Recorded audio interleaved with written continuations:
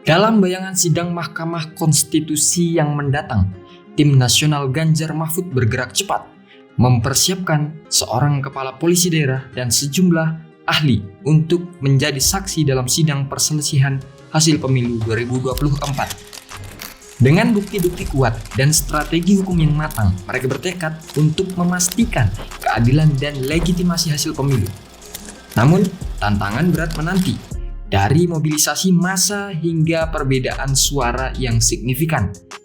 Akankah mereka berhasil membuktikan klaim yang mereka bawa di hadapan hukum? Mari kita kumpas tuntas dalam video ini. Tim nasional Ganjar Mahfud sedang mempersiapkan seorang kepala polisi daerah untuk menjadi saksi dalam sidang perselisihan hasil pemilu 2024 di Mahkamah Konstitusi. Kami punya bukti, ada kepala desa yang dipaksa oleh polisi, ada juga bukti warga masyarakat mau milih ini tapi diarahkan ke paslon lain, dan akan ada Kapolda yang kami ajukan, kata Henry dikutip dari siaran pers TPN Ganjar Mahfud pada Senin 11 Maret 2024. Selain kepala polisi daerah, tim pemenangan nasional Ganjar Mahfud juga membawa beberapa ahli sebagai saksi dalam sidang, termasuk seorang ahli sosiologis massa. Henry percaya bahwa jika tidak ada penggunaan kekuasaan untuk mobilisasi, selisih suara Ganjar Mahfud tidak akan signifikan, terutama di Provinsi Jawa Tengah, tempat Ganjar pernah menjabat sebagai pemimpin selama 10 tahun.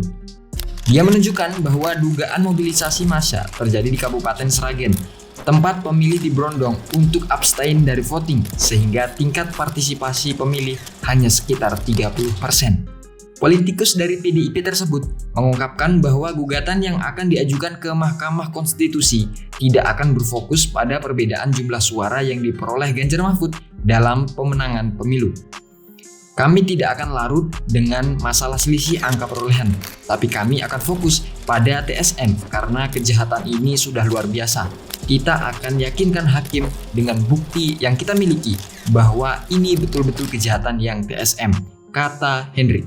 Mahfud MD, calon wakil presiden dengan nomor urut 03, memastikan bahwa pasangan Ganjar Mahfud akan mengajukan gugatan terhadap hasil Pilpres 2024 ke Mahkamah Konstitusi. Mahfud menegaskan bahwa tim hukum yang telah dibentuk oleh partai politik pendukung telah menyelesaikan penyusunan struktur gugatan atau permohonan penyelesaian sengketa hasil pemilu yang akan diserahkan ke Mahkamah Konstitusi. Pekan depan saya akan ketemu dengan tim hukum Mulia Lubis, karena tim hukum untuk ke MK itu struktur gugatan atau permohonan itu sudah jadi ke bawah, tinggal mengisi datanya apa, kata Mahfud di kawasan Pasar Baru, Jakarta, Jumat 8 Maret 2024.